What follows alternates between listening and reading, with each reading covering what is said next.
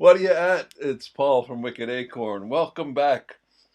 Oh, what's wrong with people?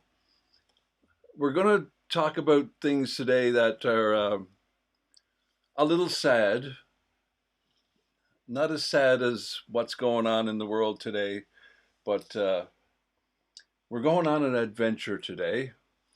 And it's not really sad, but it's kind of sad. It won't make you sad, I don't think. Today in history. We're not going to talk about today in today. We're going to talk about today in history, in Greater Manchester history. And it is, what is it? Hello, 1, 2, 3, 4. Today in history, well, first off, let's look at our next Where Is It photo, because this will be tomorrow's video. Whatever we're talking about tomorrow has to do with this place. Anybody know where this place is? I'll get my tea while you have a look.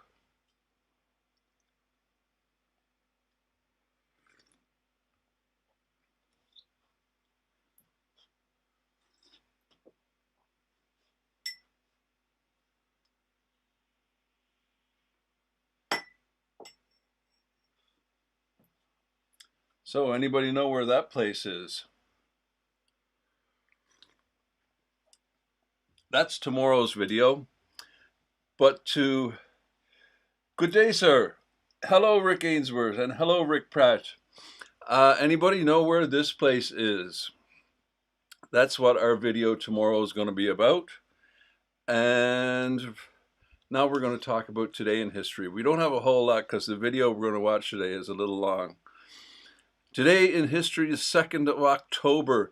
Jules Verne around the world in 80 days. Phileas Fogg sets out on his journey on October 2nd, 1872, departing from London by train with his new valet. Do you say valet or valet? I think I say valet. Jean Passepartout. And that's the reason I titled this video the silly title that it is. Mademoiselle from Armentieres, parlez-vous, Passepartout. Anyway, I have a strange brain. So he sets out with his valet, Jean Passepartout, to win a £20,000 wager to circumnavigate the globe in 80 days. And he carried along with him a copy of the Railway Guide. What's his name, Rick? The Railway Guide man's name.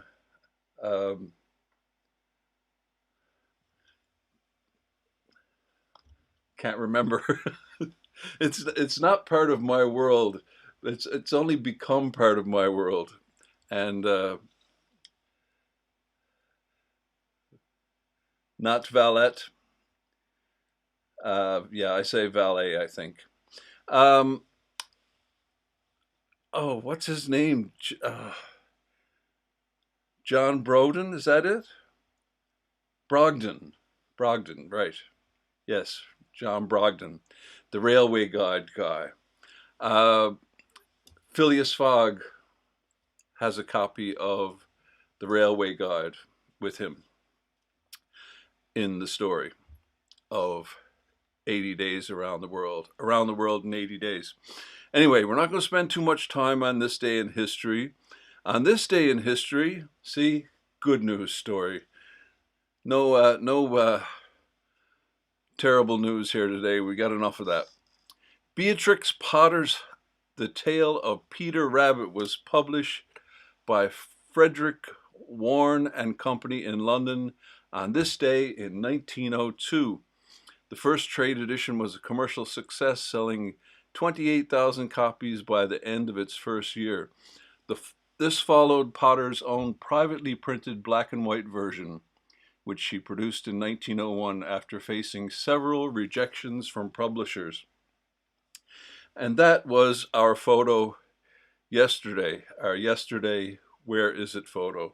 So that's her house. I can't remember where it is. It's in the Lake District. Just note the doorway there. She's standing in that doorway. So that's the place I was telling you about. My brand new car got beat up. Brand new car. We were camping in the Lake District, and we went to visit this place, and we were in the parking lot, and somebody,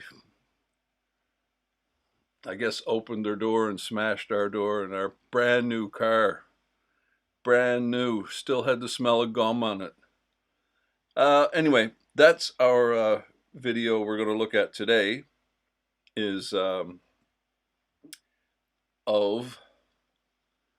well, it's a video. It's a reconnaissance video for Winifred Brown, and it's Gorse Hall in Stalybridge, and it is Gorse Hall Park or Gorse Hill Park. I can't remember the name now, in Stalybridge, and it's the home of Beatrix Potter's grandparents. Her parents lived at Gorse. Her grandparents lived at, or her mother lived at Gorse Hall. So there's a Beatrix Potter connection to this place. So we're going to have a look at this one. And what do? Oh, I hit this one. There we go. All right, we'll get in. Get your tea. I'm going to have a sip of tea. I almost forgot my tea today, and I rushed out when the music was playing to get it ready.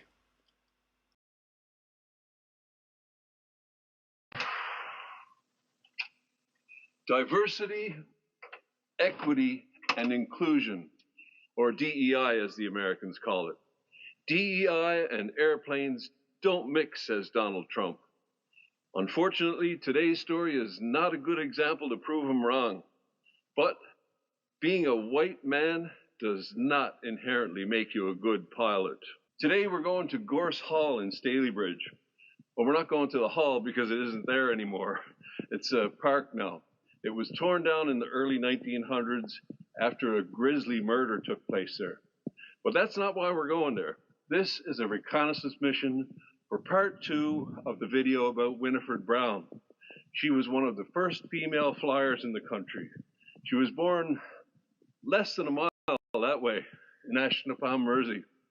In 1930, she would be the first woman to win the King's Cup, the most prestigious long-distance air race. So the reason we need to go to Gorse Hall in Stalybridge is something happened there on the 25th of March, 1928, that almost put an end to Winifred's flying career.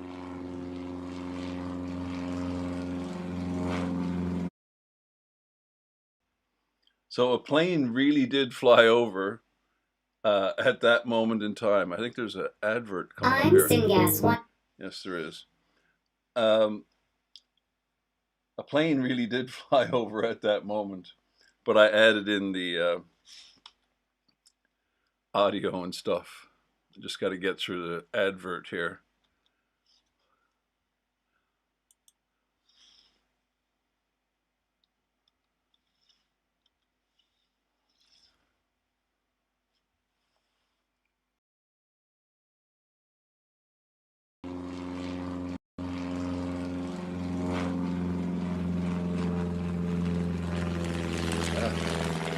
Great timing there, buddy. When a plane flies over nowadays, it's more of an annoyance than anything else. But nearly 100 years ago in 1928, it was quite the spectacle. Our story starts at the New Princess Cinema in Stalybridge. Now, yeah, that's it. I recognize that name. 1, 2, 3, 4. Sowery, is it? Beautiful, beautiful place. I have a lot of video of this. I should put it together into a video, which was my intention at the time. God, that's back before COVID is when we were there.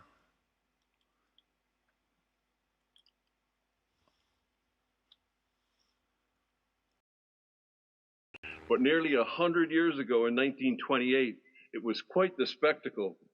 Our story starts at the New Princess Cinema in Stalybridge. Now, going to the cinema in 1928 was almost as novel as seeing an airplane. Both came into being at about the same time. The cinema was the new ultimate entertainment, and Milton Parker, the manager of the New Princess Cinema, seemed to be a bit of a showman. There was a new movie coming. Now, talkies weren't really a thing yet, but it was getting close. This new film would have a synchronized musical score with sound effects using the movie tone sound system. So the actors' voices couldn't be heard, but there was sound. What the characters were saying was still done in subtitles, or more correctly, intertitles. And good thing the voices couldn't be heard. The film caused quite a stir when it was revealed by lip readers that the actors were using vivid and extremely offensive profanities. But I digress. Hey, it's my thing. So this movie was a big deal. To promote the new upcoming movie, Parker told audiences the film would be delivered by plane. You can just imagine the gasping audience. A film with sound, and it's going to be delivered by an airplane. Now you have to remember, this was 100 years ago. Parker hired Walter Browning to pilot the plane. Now I can't find anything about this guy, but he must have been some kind of wing walker or something.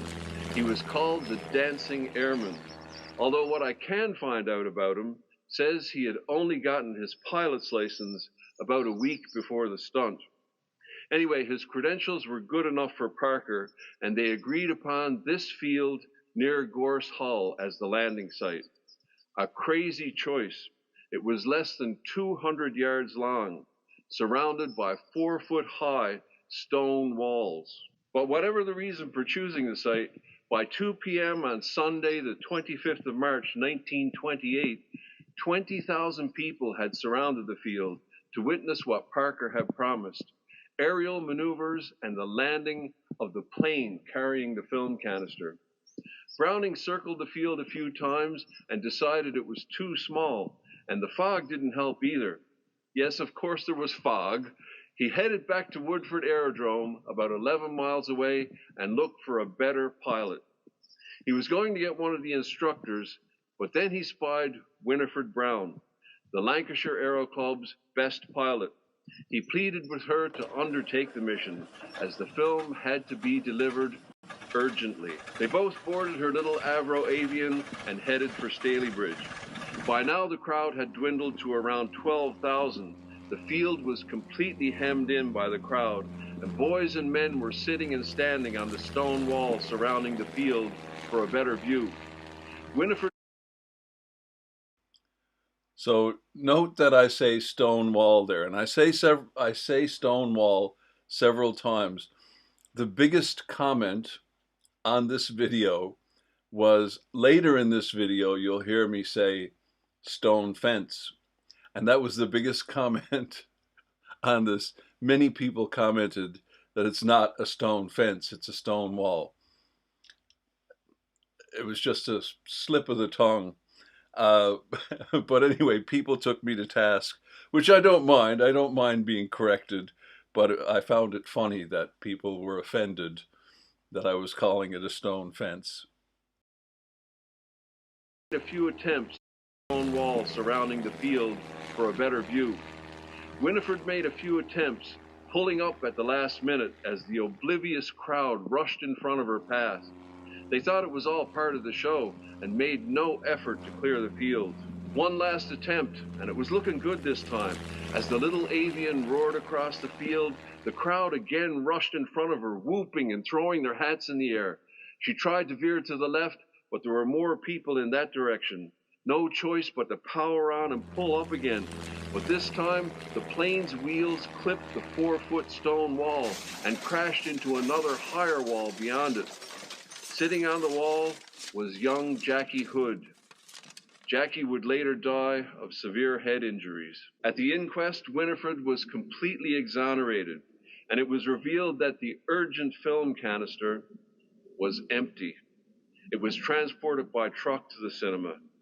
It was all a publicity stunt. Walter Browning would try to pin all the blame on Winifred Brown, telling the coroner he could have made the landing, to which the coroner replied, "Well, why didn't you?" Milton Parker seems to have been quite the PR man. This 1927 film from the Northwest Film Archives says, "At Stalybridge, the camera pans slowly across a crowded station platform, showing families gathered to wait for the train to Blackpool. The train pulls in, then leaves with them on board and waving. The railway staff pose for the camera. The New Princess Cinema is shown with children queuing outside, and the film finishes with a shot of the cinema staff. I don't know any more about it, but it does seem like another publicity stunt that involves the New Princess Cinema. It looks like the whole town showed up for this event. Jackie Hood is very likely in this crowd. So come along as we go to Gorse Hall to find the crash site." Now there's a lot of history at Gorse Hall, and it's a long walk to the crash site, so no doubt I'm going to get sidetracked. So come on, let's get going before we lose the light, and hopefully this shower passes over soon. So all that footage you saw there is, it's actually, and it's not her plane, but it is an Avro Avian, the same type of plane that she flew. And that footage is from Barton Aerodrome. I think it's from the Northwest Film Archives, and as is the Princess Cinema footage. Fantastic resource. Yeah, it's that. This is why we're going there, and I haven't finished the second part of this video yet. There's a lot of videos on the back burner that I have to finish, and there's one coming out tomorrow, so stick around.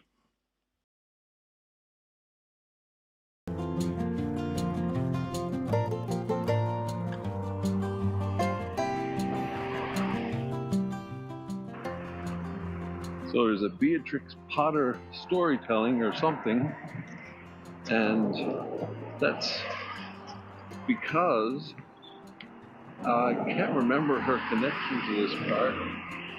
She certainly visited this park, or her mother was born here or something.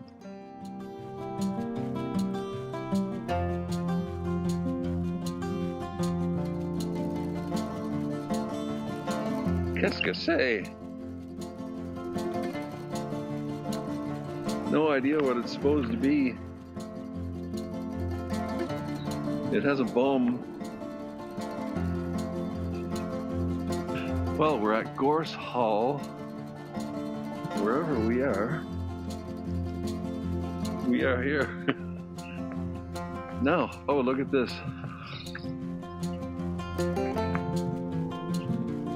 Another entrance barrier that allows people, but not something else. What is something else? What does it not allow through?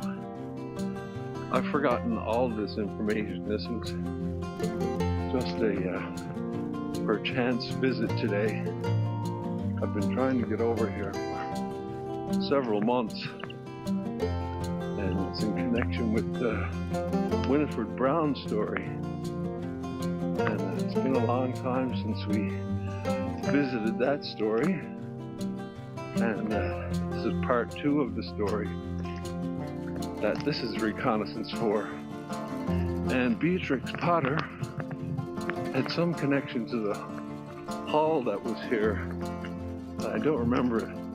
Tell us all about it, editor man. Oh, we've got another ad. We got to skip over the ads because copyright claims on the music in the ads, if you can believe that. I know I keep telling you guys this, but for those new here,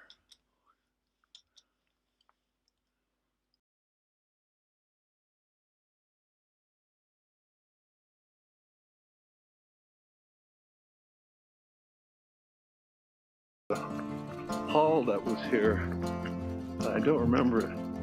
Tell us all about it, editor man. You're almost right. Beatrix Potter, the creator of Peter Rabbit and a host of other animal characters, was the granddaughter of wealthy Stalybridge mill owner John Leach, who built Gorse Hall on the Stalybridge Duckenfield border in 1836. Beatrix made several visits to Gorse Hall with her mother, the last one being in April 1884, just after her grandmother Jane Leach had died. She wrote, "It is the last chance of seeing the old house. Not that I look forward to it as an unmixed pleasure. I have a very pleasant recollection, which I fear may be changed. I have now seen longer passages and higher halls.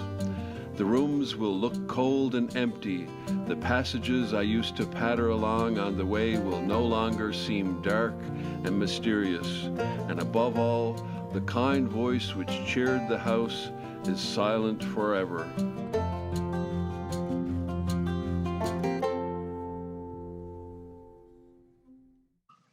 Oh, look, a present. A surprise somebody left for us.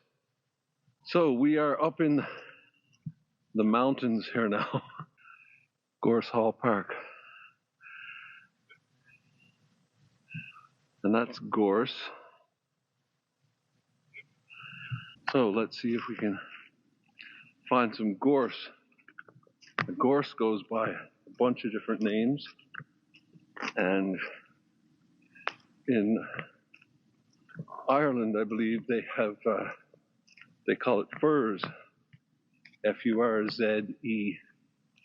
And turs as well, I believe. And it's in that wren song. The wren, the king of all birds. On St. Stephen's Day, he got caught in the furs. Yeah, I thought it was furs.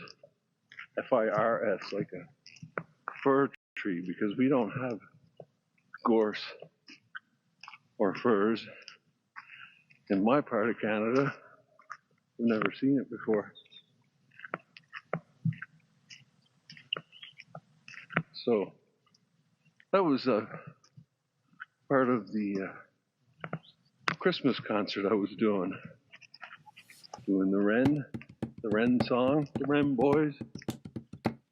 Oh, the wren, he's the king of all birds. On the Stephen's Day, he got caught in the fur. So it's up with the kettle and it's down with the pan. Won't you give us a penny for to bury the wren?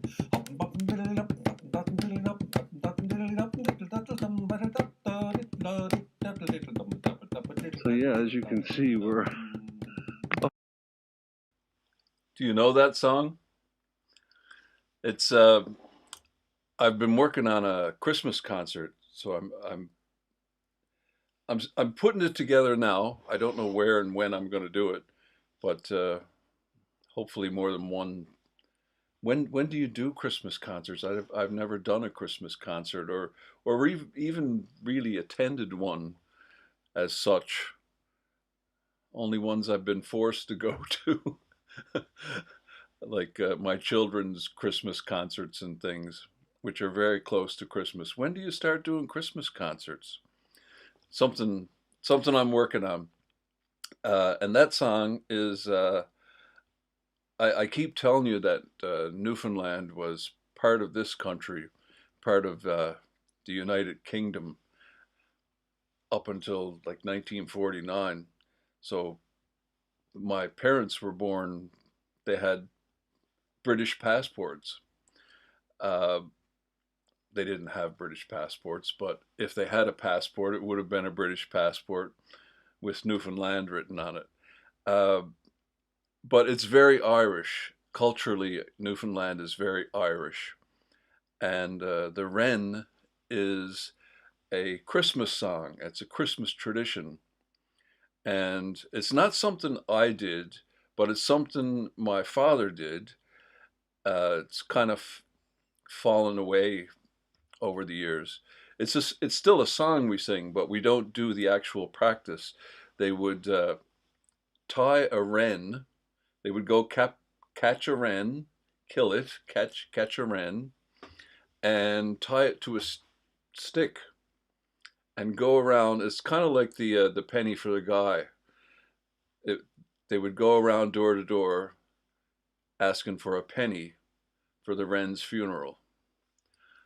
So it was a Christmas tradition, and there's a lot of history behind how the tradition came about. Goes back to pagan times, of course, before Christianity, before Christmas.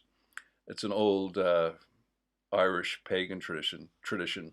It's practiced in a few places in England, but it's mostly an Irish thing. Anyway, that's one of the songs. Do you know that song? Have you ever heard the wren, the king of all birds?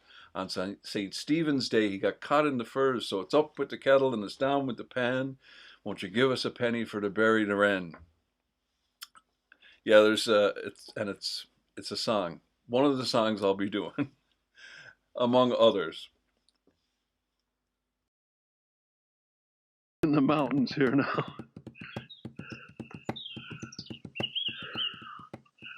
We don't. I'm not used to hills anymore.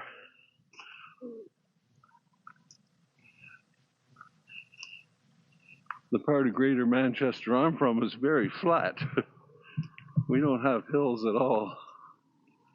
So all these rich guys want to have their mansion on a hill, and it's a lovely view, but it's a hard walk uphill. I guess they didn't have to walk it themselves.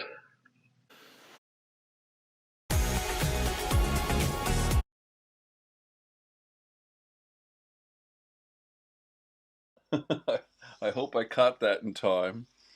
It's terrible that I have to do this.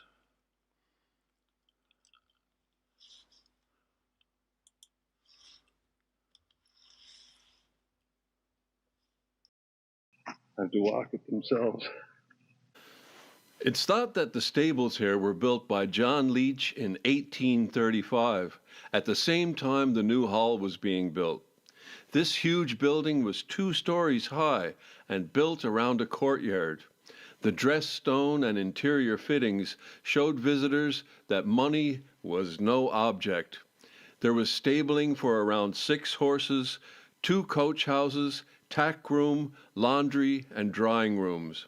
There was probably also accommodation for stable hands. Upstairs there was accommodation for the coachman and his family. His wife would have washed for the main house.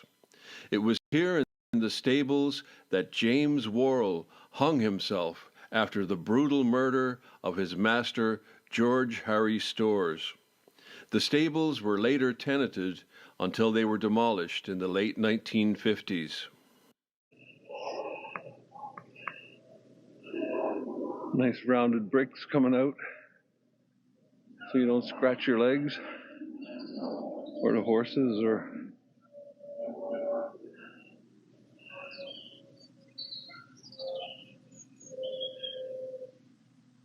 yeah, same kind of stables we had. I'm sure it was something to look at back in the day. And this is what this place is all about, is this gigantic hall that was here. And but that's not why we're here. Although we'll take a look anyway, won't we?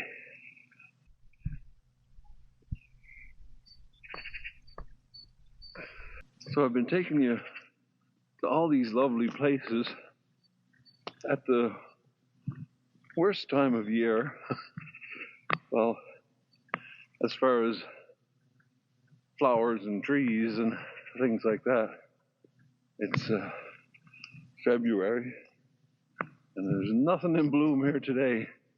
Not even gorse, which I haven't seen yet here at Gorse Hall. The murder that happened at the Hall in 1909 is a story unto itself. It's an unsolved murder, and it's something we may revisit, but this is like a side story. We're here to visit the crash site of Winifred Brown that happened, And I researched all these stories, and I've forgotten all about them. So I'll just give you a little bit of the story here. On the night of September 10th, 1909, at about 9:30, George Harry Storrs and his wife Maggie were in the dining room of the mansion.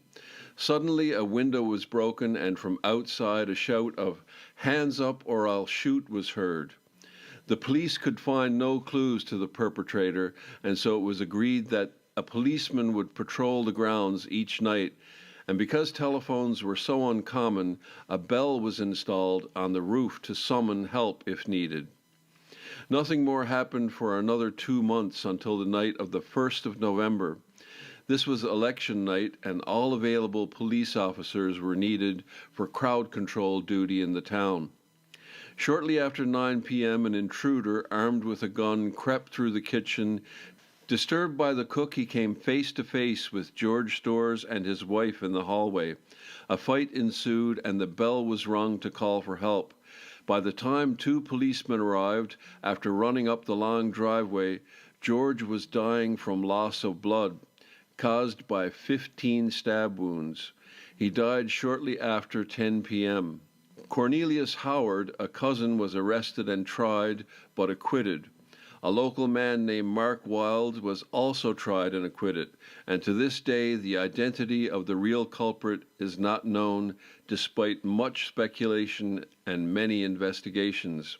This was the final episode of the hall. In 1910, his widow, Maggie, ordered the demolition of the hall when she moved to Morecambe Bay, never to return. Stone from the hall was reused in the renovations to bank buildings in Stalybridge. Yeah, I don't recall any. There's a couple of videos about this on YouTube. Um, yeah, it's unsolved to this day, the murder that happened at Gorse Hall. And I don't recall what happened. It's one of those videos that I've saved to watch later, but somebody figures they've figured it out or have their suspicions on who committed the murder. So there's a couple of videos on there if you're interested in looking into that. Gorse Hall murders, something like that. Interesting story. Stories now. It's been several months that I've looked at this story, and none of these stories have any connection to the story that I'm here to investigate. So they're kind of like secondary stories. Story B, C, and D.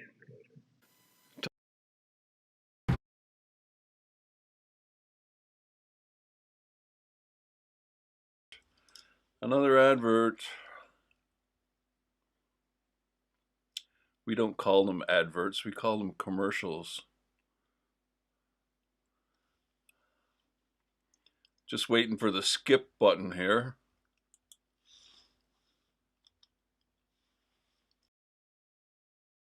B, C, and D. Tucked away on the side here is Old Gorse Hall. It's first depicted on the 1692 map of Duckenfield Manor, but the earliest documentary reference to the site occurs in the will of Robert Duckenfield in 1691. Quote, "Left to my son to have one bed and the furniture thereunto belonging standing in my chamber at my house called Gorses." It is not clear what the status of the Gorses was in the 17th century, a hunting lodge farm or a second home for the Duckenfield family. In 1849, Gorse Old Hall is recorded as one building, but in 1894 is shown as 2 buildings.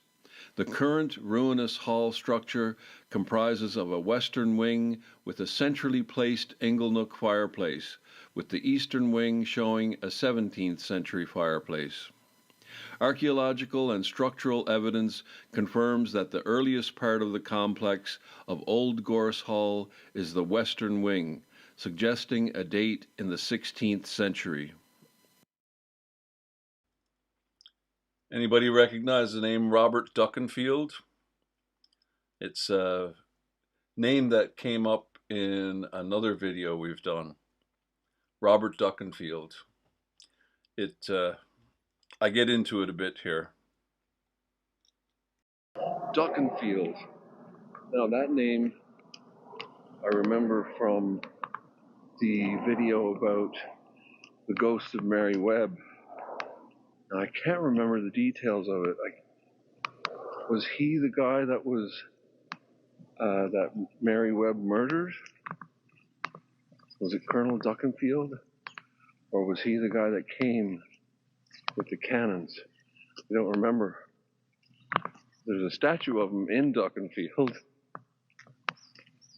And I've forgotten all these details of that story. That's quite a while ago. But I do remember the name. And I think he owned this property, this Gorse Hall, or one that was on the site before the remains that we saw there. And Editor Man will have to tell us about that too. Again, you're close. Your memory is not as bad as you think. He did play a role in the Mary Webb story. It was Captain Adams, second in command, that Mary Webb killed. During the Civil War, Lieutenant Colonel Robert Duckenfield was appointed High Sheriff of Cheshire for 6 months in 1649. He also played a more active role in the Civil War, as he defended Stockport Bridge against Prince Rupert and conducted the siege of Wythenshawe. In 1650, he was made the Governor of Chester. Most notably, he commanded the parliamentary forces which captured the Isle of Man. The ghost of Mary Webb is, it's a ghost story. It's she's supposed to protect Wythenshawe Hall, but she didn't do a very good job because it got burned down, didn't it, or burned out. But it's a fantastic story, the siege of Wythenshawe Hall and Mary Webb, and that whole period of history is very interesting. And Manchester, of course, Wythenshawe. There's even a story of people, parliamentary soldiers, trying to break into St. Martin's in Ashton upon Mersey. I don't know how reliable the story is, and I couldn't find a lot about it, but there were there were people hidden inside the church or barricaded themselves inside the church. The old church, not the church that's there now. The church that's there now was built after the older one burned down, or I think it burned down. Anyway, there's all kinds of stories of Parliament and royalists here in this area. So I'd really like to do a reenactment of the Mary Webb story. So if you know any actors or reenactors, send them the video and tell them I'd like to shoot a video of it. The story's great.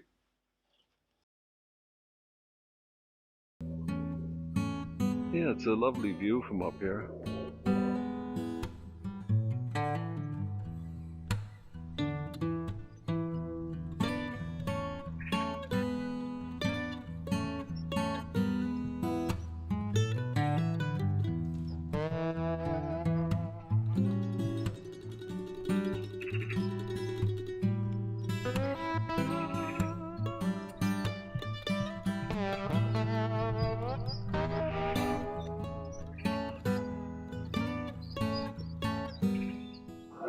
So we're getting near our crash site now, and just around here somewhere was the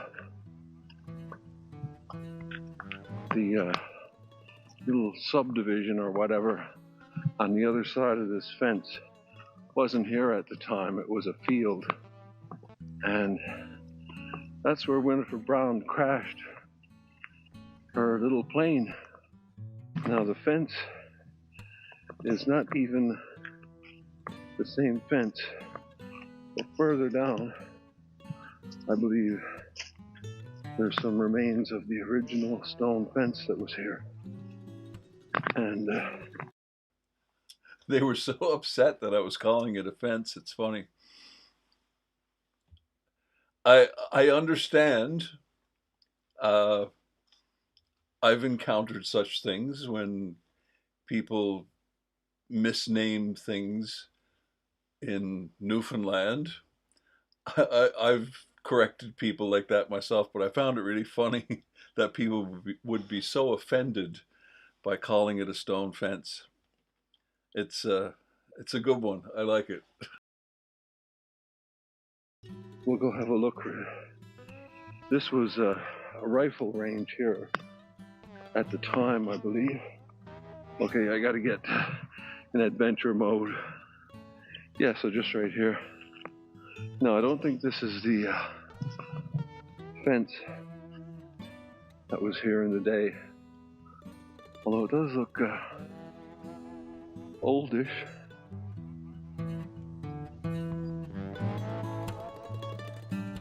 So right here, right on this spot here, on the other side of this fence, where those houses are, she crashed into that fence.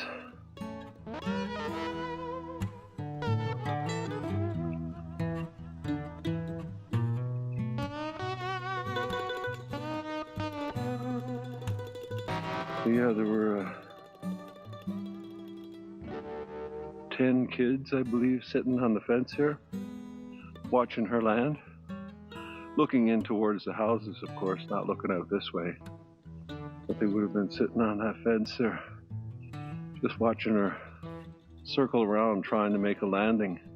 And one little kid never went home that day.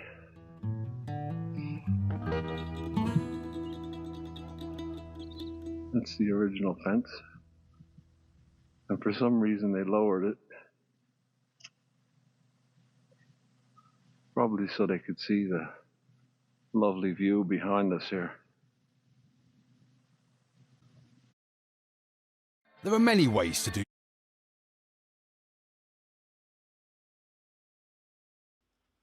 Advert time again. There's the skip button.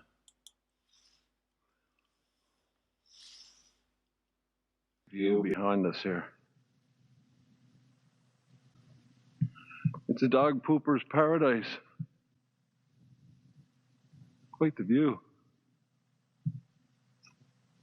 Yeah, on the 25th of March, 1928, Winifred was roped into flying her little plane over here to Staley Bridge. And it was a very eventful flight. Very unfortunate. She ended up killing a little boy. And no fault of her own. She was told the field was safe to land in, and there was a massive crowd there gathered. It was a big publicity stunt to, get people to go to the opening of this new film. And I actually found a copy of the film, and I'll show you a little bit of that, what the big deal was all about back in the day. Everybody wanted to go see this film, or the owner of the cinema and the makers of the film wanted people to go see this film. So they concocted this little publicity stunt, to get the airplane to fly the film canister into the field up here and bring it to the cinema. The cinema's not far away from here. And it was all a big publicity stunt. It's so sad. The little boy got killed. And it was no fault of Winifred's. She was told it was safe to land there, but there just wasn't enough room, and hundreds and hundreds and hundreds of people there to see an airplane. I mean, people never saw an airplane before.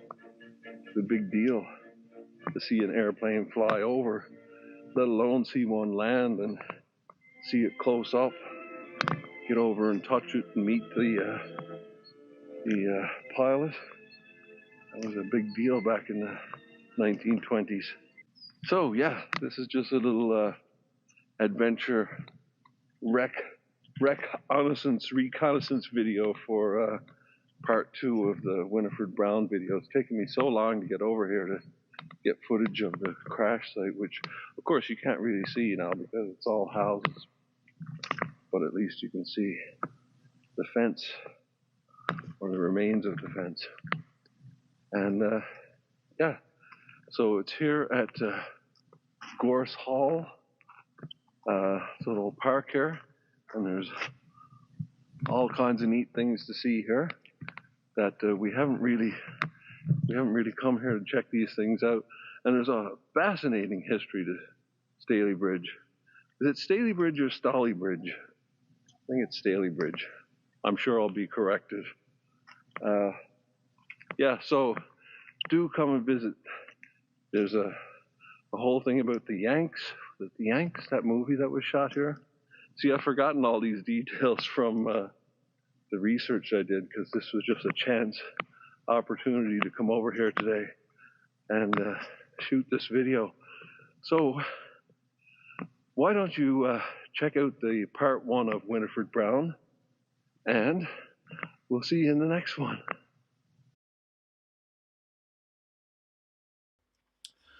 So there you have it. That is the home of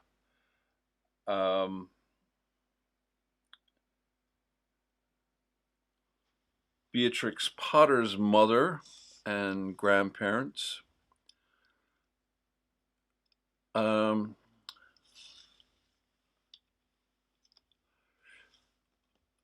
was just thinking of, it's funny because we named this after a First World War song. I'm just going to have a look here. Does anybody remember the song? Some, like probably the most famous World War I song was written by a guy from Stalybridge.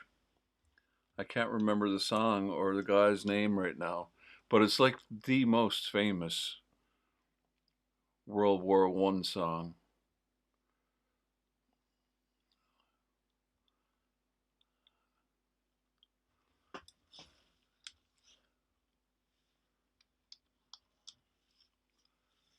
It's a long way to Tipperary. So a guy from Stalybridge wrote that song.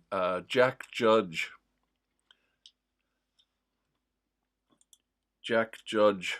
wrote that song from Stalybridge.